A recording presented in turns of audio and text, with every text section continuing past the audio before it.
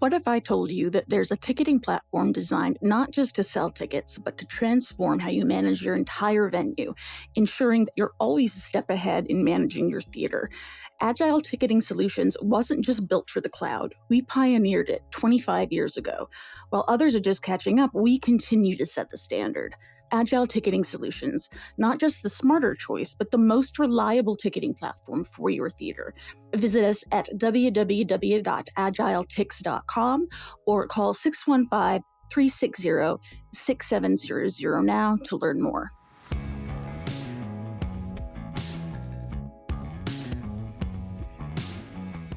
This is the Box Office Podcast. I'm Daniel Loria, the editorial director of Box Office Pro, the pulse of theatrical exhibition.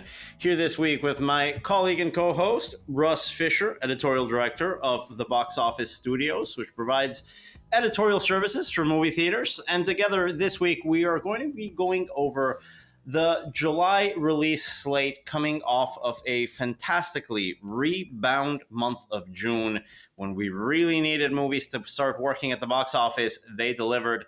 We expect that streak to continue this month, and Russ and I will be going over all of the latest results. Russ, welcome back to the podcast. Good summer so far? Thank you. Yeah, it has been a good summer. It's hot. It's too hot. I guess that makes me think I should be going to the movies more. Yes, nice, comfortable air conditioning. Always a good escape from the summer weather. And before we launch into this week's episode, a big thank you to our sponsors this week, Agile Ticketing Solutions, for their support of the Box Office Podcast. Tune into last week's episode to learn a lot more behind some of the innovations that Agile is bringing into the theatrical exhibition space. Always a lot of great developments here on the tech side of things. But today, we're not going to be going too much into POS or digital ticketing. It's going to be a little bit more of a mainstream episode for our B2C crossover crowd. As we go over this July slate, before we launch into it, let's do a quick recap of the month of June, obviously anchored with the great overperformance of Inside Out 2. Now, Russ, you provide editorial services for the movie theater industry, working with some of the biggest chains in the world. What was that buildup for Inside Out 2 like? Because we know this is the first billion-dollar film since Barbie. Was that really obvious in the sort of outreach efforts that you saw from exhibition? I wouldn't say it was obvious, no. And I think that is because any legitimate optimism for the title was tempered by the relative underperformance of the last couple Pixar and Walt Disney Animation theatrical releases. And I think that, we had so many years where Pixar was a consistent overperformer. And then we hit a point where that was no longer happening. So I know everybody went into Inside Out 2 hoping that it was going to do well. Certainly the name recognition and the goodwill generated by the original movie, I think did a lot to buoy its performance. But I don't think anybody was assuming that it was going to follow through in the same way. Obviously, pre-sales were pretty strong, things were good, so there was data to suggest, hey, we're at least maybe going to be in the green here. I don't think anybody would have gone on record saying it was going to do what it did. And what it's done is $1.2 billion worldwide. Just fantastic results. Already the number 5 animated release of all time globally. Like you say, Russ, we knew we had something with potential, but that, let's say, track record of Pixar coming out of the pandemic, especially with this release date in the middle of June, we saw Elemental struggle in that release date. We saw Lightyear struggle in that release date. We really needed a hit, and Inside Out 2 delivered. Looking at the overseas markets, Mexico nearing $100 million for this title, already at $90 million. For Mexico, that's massive. The number one overseas performer for this title, followed by Brazil with $55 million and the UK with $50 million. Just crazy, crazy numbers. And that is, I think, a good preface as we launch into July movies, because it's really off the strength of Inside Out 2 that we've been able to recapture some of that magic that we experienced almost a year ago with that excitement and buzz around Barbenheimer, around going back to the movies. That dissipated 2-3 weeks into that run, obviously, because of the strike. There weren't more movies coming out. There weren't stars going into the talk show circuit. There weren't any more press junkets. So it was a little bit of a curtailed long tail after the success of Barbenheimer. It really feels like we've picked momentum back up here, doesn't it? It does to some extent, yeah. And when talking about Barbenheimer, you have to also take into account that they knew the strike was coming, and Warner Brothers and Mattel did a really heavy last ditch push for Barbie. They got everybody out on the circuit talking to everyone in a way that they probably would not have done if the strike was not looming, because they knew they had a cutoff date where after this date, talent's not going to be available to promote this movie. And so they went hard. And I think that that helped the movie a lot. I mean, it raised the visibility of a movie that was already pretty visible to begin with.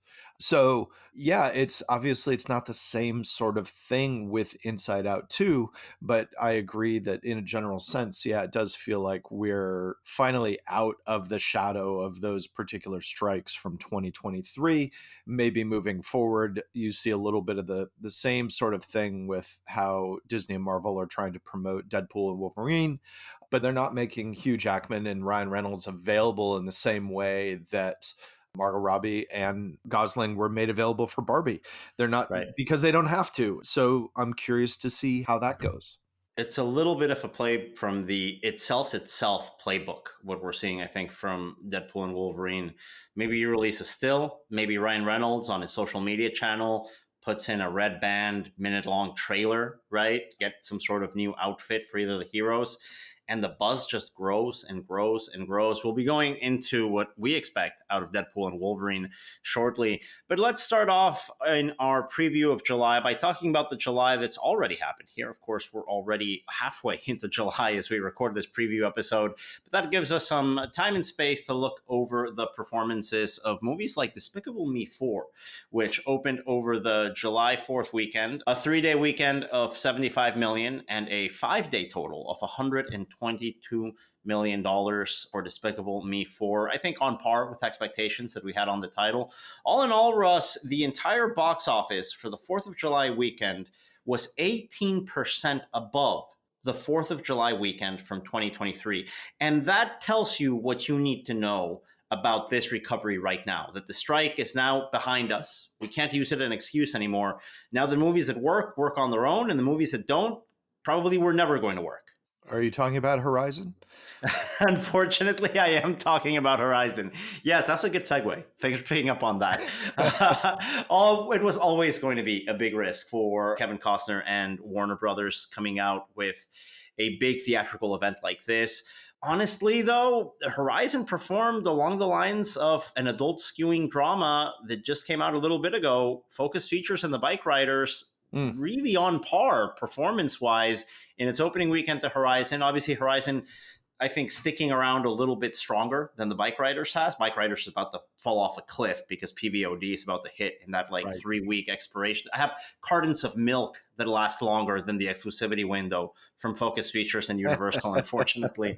So Horizon will stick around, I think, a little bit longer, but that's in terms of my disappointment of what hasn't worked. I think I was expecting a little bit more from Horizon. I don't know how you feel about it. You're in a part of the country where I feel theaters would maybe have supported this a little bit more. The public would have gone out to see this a little bit more. You know, I think that Horizon faces, frankly, the same issue that a lot of Disney animated and Pixar films have faced over the last few years, which is that there was a real hope for that Yellowstone audience to show up. And the thing is that Yellowstone audience has been very well educated, that by and large, they can stay home and see what they want to see via streaming. And Costner and Warner Brothers, I think, needed to do a bigger and different push to get people out, to get that particular audience back into the theater. Just having Costner there was clearly not quite enough. And I think some of that is because people maybe didn't understand exactly what the movie is. And beyond that, I don't know. I don't really think that audience cares about advanced reviews, so I don't think the very mixed word of mouth out of Cannes necessarily hurt. But No, what I Kansas isn't paying attention to Can, Russ. I think you're correct in that yeah. in that assumption. Well, Yeah. but some of those reviews do have, those reviews get re-released. They have longer tail than just coming out of Cannes. But what I would say is that I do, and this is anecdotal, I do see there is an audience that is still going to see Horizon and still like, oh yeah, I know I should see this. And by and large, they generally seem to like it. And so I'm curious about two things. I'm very eager to see what Warner Brothers decides to do with the second movie and how they decide to promote it. If they change anything up, if they put less muscle behind it because of the performance of the first movie. But I also wonder if the first movie might serve as a good commercial for the second, and if more people might show up, or if it's just going to be another kind of Furiosa scenario where it's a good movie, we expect more people to show up, and they're not necessarily there on those first 3 days. I honestly don't know how that's going to go, but it's also such an unusual release and such an ambitious one that I'm like, I want to support it on the basis of that alone because it's bold. And I really appreciate that because we don't see that sort of bold move right now. But I think that Warner Brothers needed to do better work to communicate exactly what the movie and the overall experience were going to be.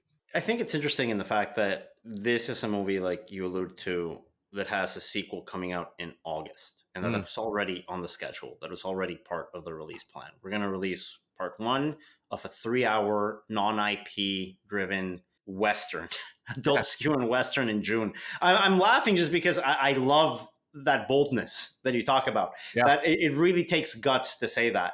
And then it takes a lot more guts to say, you know what, we're going to come out with a sequel to it, regardless of what happens in August. Now, my question mark here is, it's going to be really hard for Horizon to keep screens with this performance in the bank and with all of those movies coming out through the month of July and a little bit heading into August before the release of the second one. So the way I look at it is Warner Brothers has two choices.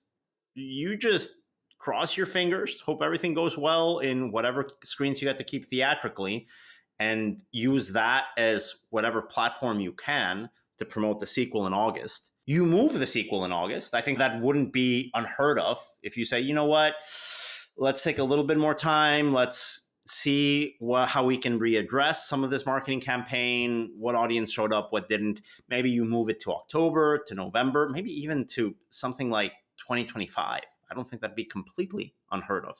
Or do you go to Max, the streaming platform, early? Do you just, after 4 or 5 weeks, go, all right, we got the theatrical audience that we're going to get. We cashed it in. Let's see how much of that audience indeed is in streaming, using our streaming app, and use that as a marketing muscle going into part two. Because right now, if we look at that performance of Horizon and American Saga in the market, there are DMAs that over-indexed dramatically. I'm looking at the top 10 markets just by sheer earning power. Los Angeles is still number one. That makes sense. You usually see LA and New York number one and number two, right? New York's all the way down to number 6 with this title. You got Dallas in number 2, Phoenix in number 3, Houston number 4, and Salt Lake City. There are 2 megaplex locations that are the top 10 highest opening weekend locations for this title, including the number 1, the best performing theater in the country for Horizon was out of Utah through Larry Miller Megaplex Theaters. Salt Lake City, number 5. It's a very interesting mix of DMAs that aren't usually in this mix. Where I think this movie couldn't really break through is that it captured the 73% Caucasian audience that was always going to come, but that other 27% could have been a little bit higher. There really should have been, I think, more of an effort to market to other audience segments, other demographics that I don't think are turned off by a Western. Westerns are massively popular across different cultures. I think here that there wasn't enough of an effort to get multicultural audiences involved for a movie like this. Maybe they never thought that they were going to come. I'm not sure. I think they would have if you marketed correctly. I agree with that. And in general, my impression of Warner Brothers marketing strategy over the last year and a half has been of a strategy that is conservative and that they're not pushing outwards as much as they could and probably as much as they should. Why that is, I could take a bunch of guesses, but it doesn't matter because they'd be guesses. But the simple truth is that the materials are not out there. They're not pushing things towards the audience.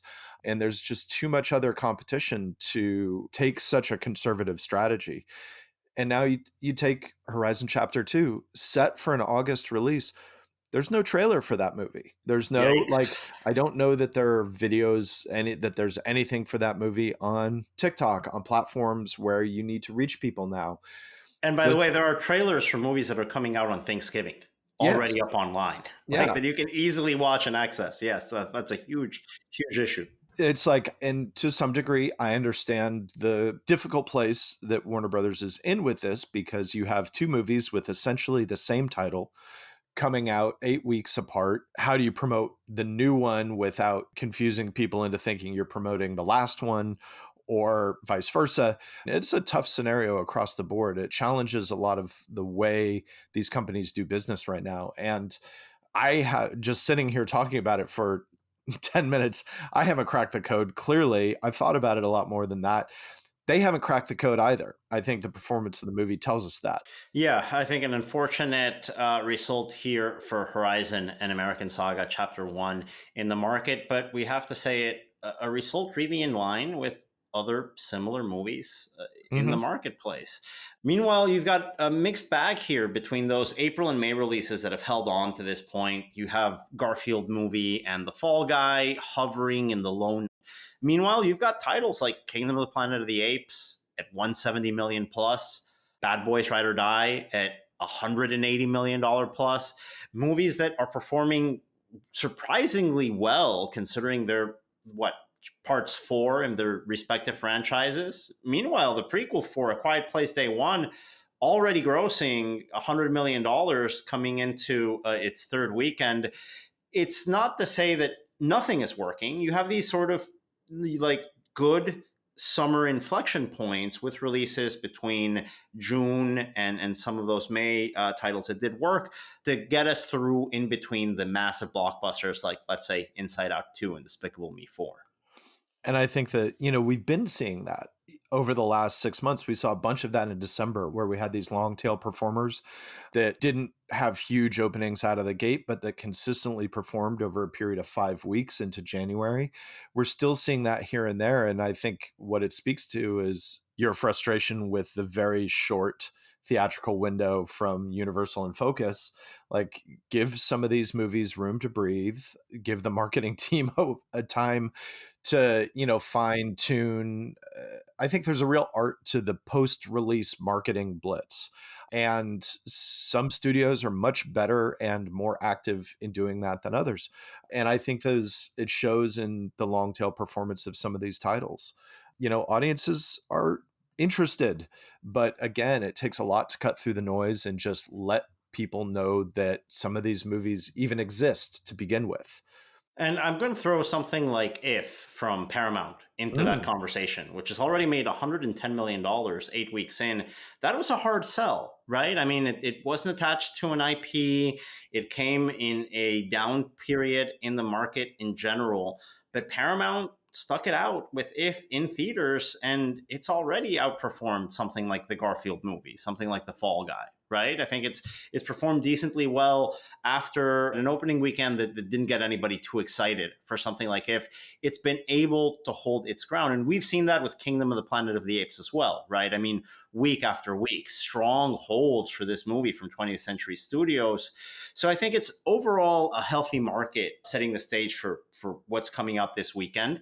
And we've also got movies that are sort of sneaking into this top 5, top 10 in the marketplace that are interesting, that might surprise us down the line, that aren't even built to be $50 million movies, but are, I think, welcome additions to the marketplace. I'm thinking, of course, of movies like A24's Maxine, which opened to 6.7 million, part of the X franchise from filmmaker Ty West and actress Mia Goth. That is more than double the opening weekend of Pearl, the last entry in the series.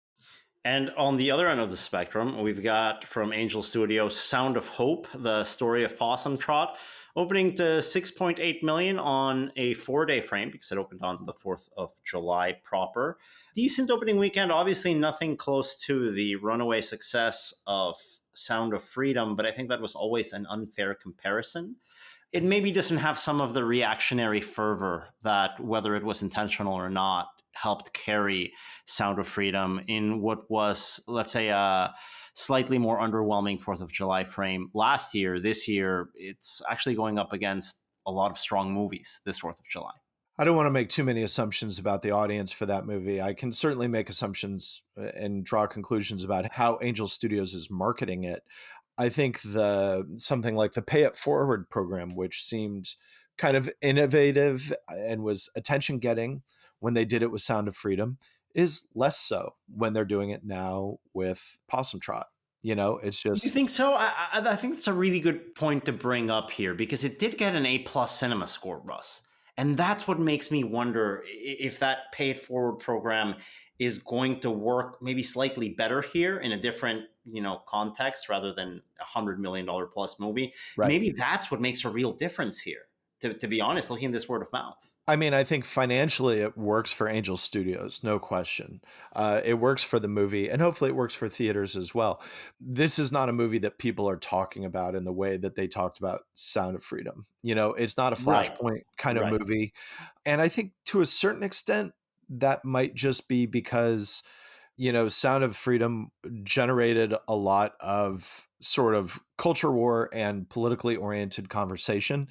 The conversations that helped drive Sound of Freedom to its outrageous success are not happening around Possum Trot. And there can be a variety of different reasons for it. It may just be not as much of a, clearly people like the movie, but it's not a movie that people are driven to turn into an issue the way that they did with Sound of Freedom.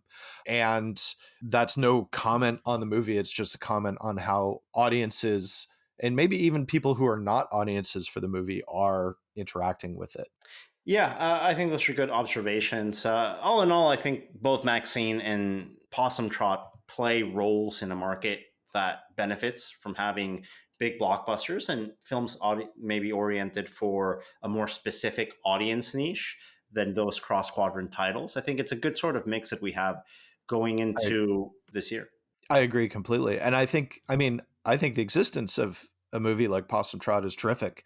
And I'm glad that audiences clearly like it. That A+ cinema score tells you that people saw the movie they thought they were going to see. And when that's the case, hopefully that also leads to good word of mouth. I look at that Pay It Forward campaign, and if you're coming out of a film giving it an A+ cinema score, and right before you talk to the cinema score poster, there's a QR code saying, if you like this, buy a ticket for a friend, I think there's a decent likelihood that creates a nice wave. But we'll find this out, I think, this weekend as we see the hold for something like Possum Trot in the marketplace. It's going to be competing with a couple of titles that could not be further from one another here. And that's always good to say because we like this diversity. We've got Fly Me to the Moon, which is a movie that I first heard about, I think, like 6 weeks ago and started seeing marketing materials for maybe 3 weeks ago. That's the window now. 6 weeks out is it. That's when you start marketing. That's the promotional window. It's how it goes for a lot of these titles. Well, maybe that's why we have such a low opening weekend range for this title. We're currently forecasting a $12 to $17 million. And here's a plot twist that might just break expectations. Coming out from Neon, great buzz, really interesting pre-sales and anticipation for Longlegs, a thriller starring Micah Monroe and Nicolas Cage. We've currently got that between 10 and 15 million. By the time you hear this episode, we might have inched up that forecast slightly. You can find our latest forecast over at boxofficepro.com. But there's a real potential here for Longlegs to surprise everyone over this weekend. Yes, absolutely. And it's Longlegs is from a filmmaker named Oz Perkins. You know the name because he's the son of Anthony Perkins No, from are you serious? Psycho. I didn't know this at all. Oh yeah. Why aren't they shouting this from rooftops? That's some good trivia. I had no clue. Well, he's been around. I mean, Oz has made a bunch of movies and he's made some really good. He made a movie called The Blackcoat's Daughter, which I like a lot. A bunch of his movies have gone like to streaming primarily. They might play festivals, but then they end up on streaming. And like he did that movie Gretel and Hansel, which I think came out like just at the beginning. Yeah, it came out January 31st of 2020. So like just before the pandemic. But yeah, so he's been on the verge of like doing a thing for like a breakout movie for a while. Like he's not a new talent, he's been making movies for years at this point. I think the marketing on Longlegs, like you talk about the marketing versus Horizon compared to a movie like Longlegs, Neon is so active with marketing Longlegs and doing it with a movie that is they're trying to keep a lot of specifics about this movie not secret, but just, trying to keep people from talking about some of this stuff. I don't know the plot of Longlegs. I haven't seen a picture of Nicolas Cage in costume in the movie. I don't want to. And it's like, it's people are comparing it to things like Silence of the Lambs and stuff and titles along those lines. It kind of looks like if you took Seven and Silence of the Lambs and, put them in a dark room together. But they've been very, very proactive in marketing this movie, and I think it's really worked. It's clearly paying off with audience interest, and it's a movie that could so easily just sort of get some good critical notes and then never be noticed by audiences. And Neon has done a lot of work to ensure that audiences know what this movie is and are interested in it. Yeah, I'm really curious to see how this performs because the horror genre, barring obviously the overwhelming success of something like A Quiet Place Day One, which just posted a franchise high opening weekend of $53 million some frames back. But outside of that Paramount title, the thriller horror genre hasn't really had a breakthrough hit for the first 6 months of the year, the way we're used to seeing something like Megan show up and perform really well, or maybe like a Blumhouse title or a new line title come in and perform. We've had, I think, a depressed horror market with openers between 6 to 10 million. There's a chance here that Longlegs breaks through that, or at least can stay strong enough past its opening weekend to make a real impact in the marketplace. Horror has been a consistent performer for years now. And horror movies, I think still, and Longlegs demonstrates this, still have the potential for great breakout success. But horror also goes through these cycles where a lot of producers see that like horror has been consistently performing well. Horror, I think, is always going to perform, but sometimes it gets abused. And sometimes the reliability of it as a performer, as a generator of ticket sales, gets abused because people start to think we can literally, put whatever we want and cut a horror trailer and it's going to work. And it doesn't. Yeah. So I think Longlegs demonstrates that the interest can be as strong as it ever is. Maxine demonstrates the same thing. In boxing, when a champion or a big fighter finishes a tough fight, they still need to make money with the next fight, but you don't want to burn them out. You call those easy fights after a tough one a stay busy fight. Yeah. Sometimes I think the horror genre has stay busy movies where you have big horror movies, really interesting and difficult and layered horror movies that are out there. And after that, you just need stay busy horror movies in January and February, sometimes in August, to just put in the schedule and just take a breather. And the thing is, sometimes something that looks like a stay busy horror movie turns out to be great, like Barbarian. You're right. Yeah. I think virtually anybody 2 or 3 weeks out from the release of Barbarian would have pegged it as a stay busy horror movie. And it wasn't. It was legit and it worked. So, it's easy for me to say all of this stuff like from a distance, but you don't always know until the movie's actually on screens and you see how audiences are responding to it. But as a general thing, I think, yes, you're very much right. There are absolutely stay busy horror movies. And this, over the last 12 months, it's felt like there've been a lot of them. We've got here a busy second half of July with two big tent poles that are going to take a lot of screens. So we won't be talking about a lot of the specialty titles that are going to be filling up those programming spaces in the calendar, because coming up on July 19th is Twisters from Universal, a sequel to a John de Bont 1996 natural disaster film that has none of the original cast returning, that I'm not sure anyone in, let's say, the younger audiences that are seeing the trailer today even know that this is a sequel. But that doesn't matter because Glenn Powell's in it and there's tornadoes. And that's all you need. I'm already excited to see this in D-Box Immersive Seating. We've got D-Box's president and CEO on the podcast next week to tell us all about that technology, because if there's a movie made for motion seating, it's got to be this one. Yeah, yes. Absolutely. Can I confess something here? Do you not like Twister singular, or did you never see Twister singular? I've never seen Twister. I don't think that's a bad thing. You know, it's weird because it's got Bill Paxton, it's got Philip Seymour Hoffman. I came out at a time when I didn't have as much time to see movies, and so I didn't see it when it opened. And it's been one of those things where I'm like, oh, Twister is like a real like blank spot in my history. So sometime in the next couple of weeks, I have to finally see the original Twister, because I do want to see Twisters. I think that's a movie that people kind of remember and don't have a strong opinion on. I mean, it's one of those like harmless blockbusters from the mid 90s that came when there were a lot of movies around natural disasters. You also had two competing volcano movies coming out that year. Yeah, wonderful. Always a fun thing to talk about. You had two competing asteroid movies. The fall, like 2 years after that, with Deep Impact and Armageddon. Yes. Yeah. Of the two, Dante's Peak, I think, is slightly better than Volcano. I don't like either of them. And I think I like Armageddon more than I like Deep Impact. I don't know how you fall into those competing films. I say I didn't have time to see Twisters, but for some reason I did see Volcano. Tommy Lee Jones. It was the Tommy Lee Jones. Post-Fugitive, Tommy Lee Jones. This is when Tommy Lee Jones can open summer movies. Okay. Yes. Yeah, and you're right. That's exactly what it is. This would be The Rock today. If you made Volcano today, The Rock is in it. That's how big Tommy Lee Jones was back then. That's 100% what it was. Yeah, absolutely. There were movies that The Rock has made that would have been Tommy Lee Jones movies if they were made.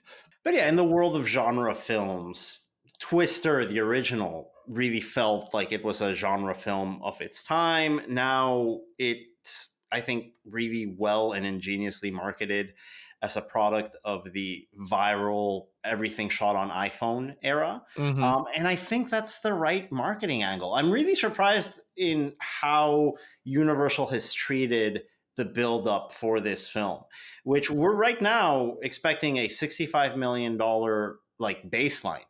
That's our low point for the forecast. Yeah. This can open, I think, as high as 80 million plus. Of course, we're going to give our final forecast on the week of release, but we're really expecting Twister to surprise a lot of folks at the box office. And if it doesn't, it's going to perform along expectations. Now, the movie that is going to break every expectation is what could very well be the highest grossing R-rated film of all time, dethroning Jesus of all people. So right now that the target is The Passion of the Christ that came out, what was that, 2003, 2004? It looks like Deadpool's making a run for it. I think it's going to be close. Deadpool and Wolverine opening on July 26th. Some real potential to get close to the $200 million mark, maybe even surpass it. Now, I don't want that to be the expectation, but I do want to put that number out there. It's not crazy based on the pre-sales we've seen on this title, based on the anticipation we've seen on this title. We had the first 6 months of the year, not a single new release under the Disney banner. And all of a sudden, Disney comes out with two movies this summer.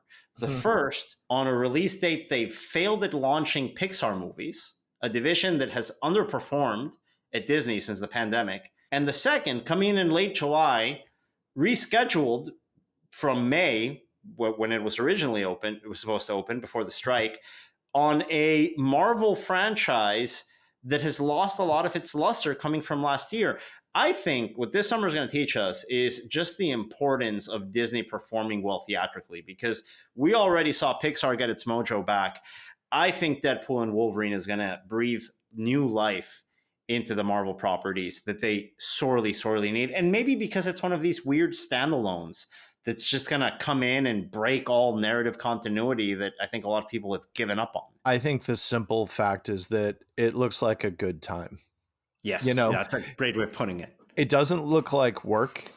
It doesn't look like a movie that you need to prep for by watching a bunch of other movies. It doesn't look like it matters if you know the whole recent history of or have been following. It doesn't look like you need to have seen 3 streaming series to get it. It looks like the movies that made Marvel successful in the first place, which is a superhero movie with a lot of personality. I mean, you've got Hugh Jackman as Wolverine, the role that people know him for, the role that people love seeing him play. You've got Deadpool, a character that people obviously like. And you've got a movie that, again, just looks like you can go and have a good time watching. And it doesn't have to be any more than that. That seems like a summer movie to me. That seems like Yeah. Twisters to me as well, right? Yes. Why do I want to see Twisters? I don't have any connection to the franchise. No, I who don't care cares? about those characters. There's tornadoes. I want to see people chase tornadoes. Why not? I feel the same way about Deadpool. I see that trailer with that great Madonna song, Like a Prayer, that just gets you excited and happy. I don't even like the Deadpool movies, man. Like I could not care less about Wolverine and Hugh Jackman. I'm not in the bag for these sort of movies. But it just seems like something that I can go and have a good time in over the summer and have a couple of beers afterwards. That's essentially what I'm looking for at this stage of my movie-going career.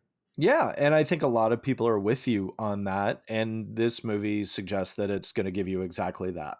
So, I think the other thing that's like a longer tail thing here is that with what Marvel has been talking about, and certainly what they're hinting at in this movie, is that I think even Marvel knows that the whole multiverse thing has become like super unwieldy and is maybe just too much to have to deal with in every single movie. And it really does seem like they're on the verge, like they're building towards a thing that's going to kind of shut all that down, narratively speaking. And this movie looks like the beginning of that. So I think even for the people who are more tuned into what's going on in Marvel overall, I think there's some anticipation here because it kind of feels like, oh, maybe some stuff is going to happen. Obviously, people also like the X-Men. X-Men 97 performed really well on Disney Plus. People like those characters. And this movie obviously suggests that we're getting closer to seeing a new version of a big screen X-Men movie. I think the idea of this movie as a commercial for an X-Men movie that they haven't even announced yet is not insignificant. That's a thing that a bunch of the Marvel fan base really wants to see. But for everybody else, again, it just looks fun. Well, Russ, thank you very much for all your analysis and insights this week. The Box Office Podcast will return next week with our box office forecast of Twisters and an interview with D-Box President and CEO Sebastian Mayotte that is coming out in next week's episode, coming out on Thursday. On behalf of everyone here on Box Office Pro and the Box Office Company, thank you so much for tuning in, and we will talk to you again next week.